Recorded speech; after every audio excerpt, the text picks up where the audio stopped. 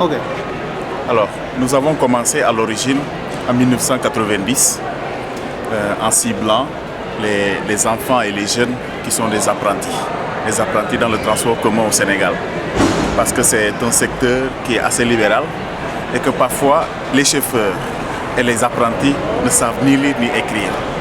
Alors on a suivi leur piste et ils nous ont amenés à la banlieue. Donc généralement la majeure partie de ces gens habitent à la banlieue. Donc comme il n'y avait pas d'école et il n'y avait pas de structure, les deux confrères qui ont été envoyés là-bas, ils s'appellent Ferran et Paco, ont commencé par faire l'école mais sous un arbre avec un tableau et une cinquantaine d'élèves. Et petit à petit, l'idée a prospéré. Et ils ont essayé de changer un peu le programme pour voir un peu le contenu, comment ils peuvent le changer. Dès lors, ils se sont approchés au niveau du ministère de l'Éducation nationale qui avait un programme d'alphabétisation.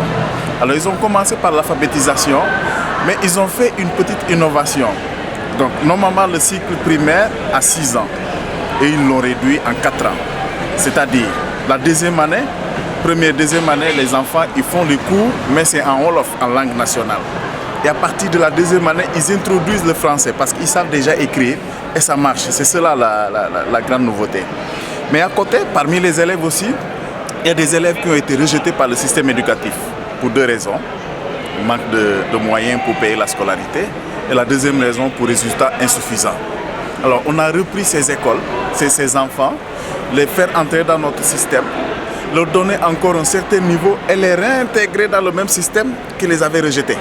Alors ça fait que le même système ne se rend pas compte que ces enfants qui l'avaient complètement rejeté sont revenus encore dans le même système et ils ont réintégré le système. Aujourd'hui, la bonne nouvelle c'est que ces enfants, la première génération à qui on a donné cette formation est à l'université.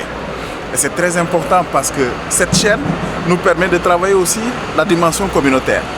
Alors parmi ces enfants qui ont suivi un bon cursus scolaire, qui est très bien, alors on a pris certains dans nos propres écoles, ils deviennent professeurs.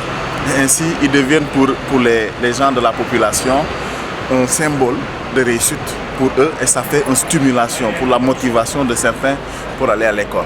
Et même dans nos propres structures, la formation des enseignants, il y en a certains qui interviennent au niveau des langues, en anglais et en mathématiques. Pour nous, c'est une grande joie de voir qu'on a donné l'espérance à beaucoup de jeunes du quartier.